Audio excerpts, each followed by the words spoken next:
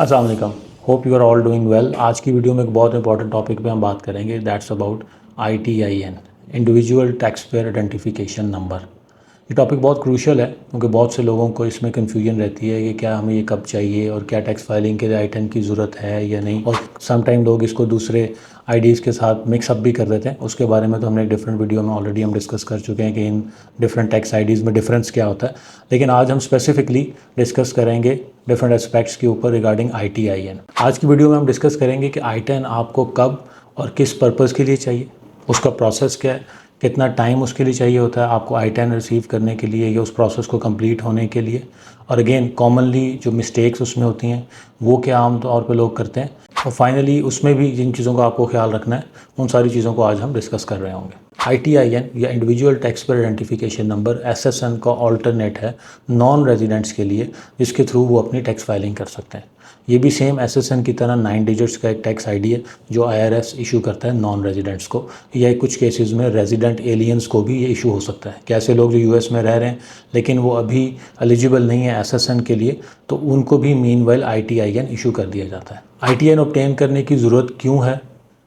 Again इसके different purpose हैं। जो बेसिक पर्पज़ इसका है वो टैक्स फाइलिंग ही है। US में अगर आपको इनकम जनरेट कर रहे हैं या इनकम रिसीव कर रहे हैं, जो कि सैलरी इनकम भी हो सकती है, डिविडेंड इनकम हो सकती है, आप किसी कंपनी के लिए काम करते हैं US में और वो वहाँ पे आपको इनकम पे कर रहे हैं, उसके लिए ये हो सकता है। या अगर आपका बिज़नेस वहाँ पे है, आपकी LLC है, उससे प्रॉफिट्स आ रहे हैं आपकी तरफ, तो आपको उस सूरत में भी अपना ITIN ऑब्टेन करने की ज़रूरत पड़ती है।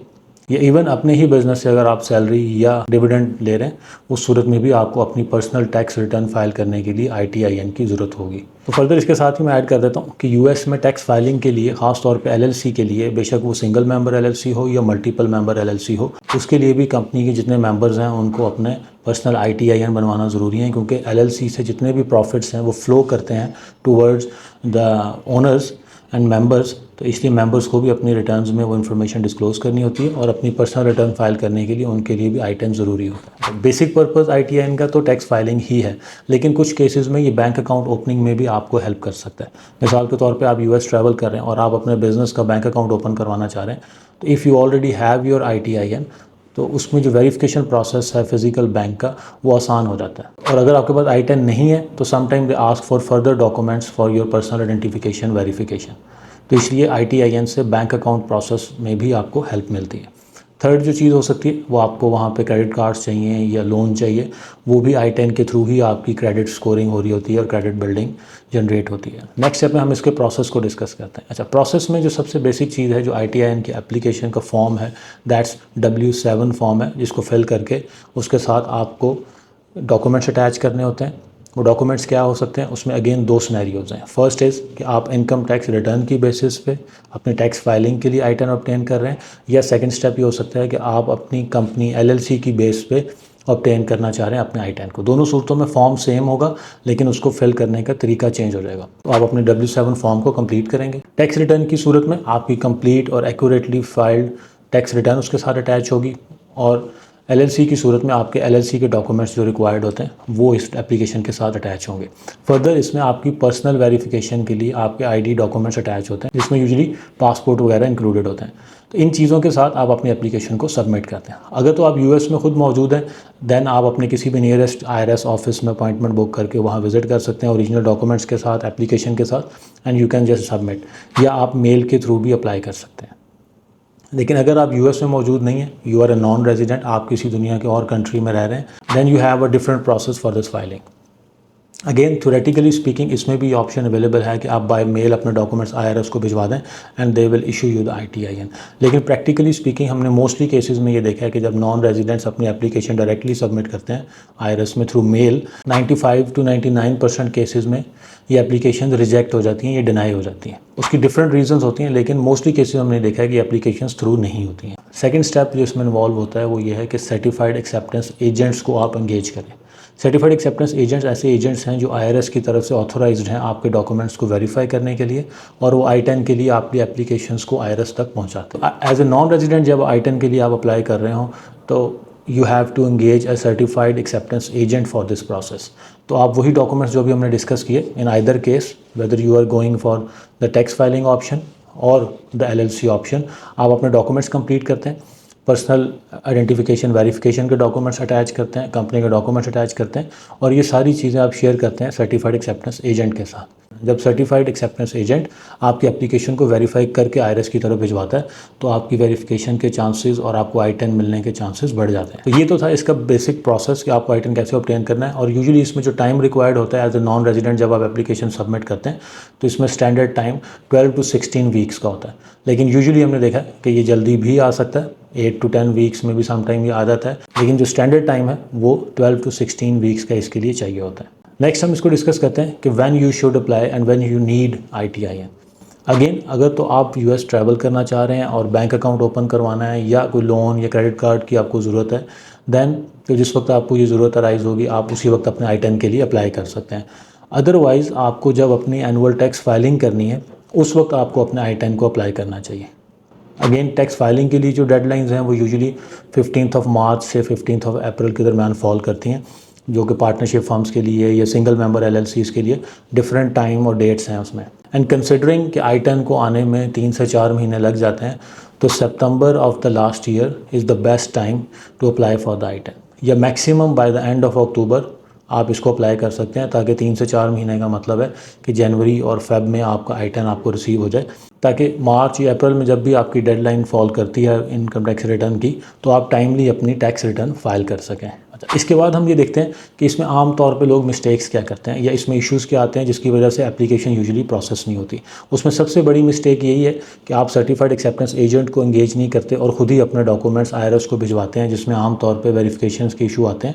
IRS आपके डॉक्यूमेंट्स को खुद से वेरीफाई नहीं कर पाता और वो आपकी एप्लीकेशन को डिनाई कर देता है या रिजेक्ट कर देता है।